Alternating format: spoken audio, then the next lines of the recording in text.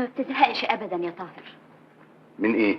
من انك دايما معاك حق، من انك ما بتغلطش ابدا. انا لو مطرحك كنت اتمنى اني اغلط ولو مرة واحدة.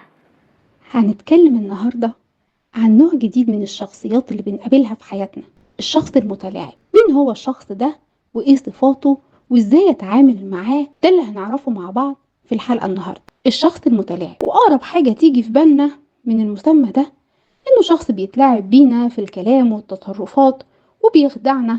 طيب بيعمل كده ازاي؟ الشخص ده عنده شوية صفات بيشتغل عليها. اولهم اللعب بعواطفك، يحسسك طول الوقت انك غلط، عايش حاسس بالذنب، انك مقصر، مش قادر تحدد انت بتحبه ولا بتكرهه. بيشككك في اهم بوصلة ليك وهي قلبك، تبقى طول الوقت في حيرة، يا ترى ده حب تخاف تفقده ولا ده كره لازم تخلص منه. وتاني حاجة بيعملها بيفقدك ثقتك في نفسك وانك تقدر تتخذ اي قرار، اللي بالتدريج كده بيتحكم في قراراتك وفيك وبيوجهك وبيوجهها زي ما هو عايز، فبتفقد استقلال. كفاية كده ولا زيدك مش شعر بيت؟ يبقى زيد. الشخص المتلاعب غير متحمل المسؤولية تماما، دايما غيره هو السبب. شخص كذاب وكذبه جذاب لأنه مليان بالوعود. ساعات بيكون غيور، طبعا مش علشان في حد زيه يغير منه، لا أبدا، ده علشان الامتلاك، إنك بتاعه ما ينفعش تتقسم. والكلام ده كله يوصلنا لأهم صفة اللي بيلعب عليها، وهي العزلة. إنه عاوزك لوحدك بطولك من غير أي دايرة علاقات إلا اللي يسمح بيها طبعا، ويكون متأكد إنها مش خطر.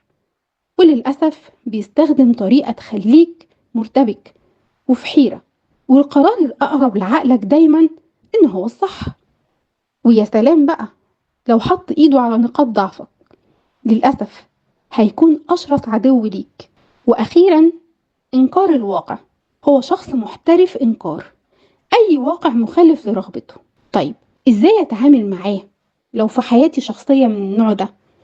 طبعا وزي ما احنا متفقين، لو أنا أقدر أتخلص من الشخص وأتخلص من هذه العلاقة ما ترددش لحظة، أجري بالمشوار وأبعد في الاتجاه التاني. طيب ولو كل الصفات دي أنا مضطرة أتعامل معاها، يبقى ما قداميش غير حل واحد، أعكس كل الصفات اللي ذكرناها دي. أكون واثق من نفسي، أهتم بشؤوني، أحقق ذاتي، وحاوط نفسي دايما بدايرة اجتماعية صحية. ولو الأمر زاد عليا ما ترددش إن أنا أسأل مختص.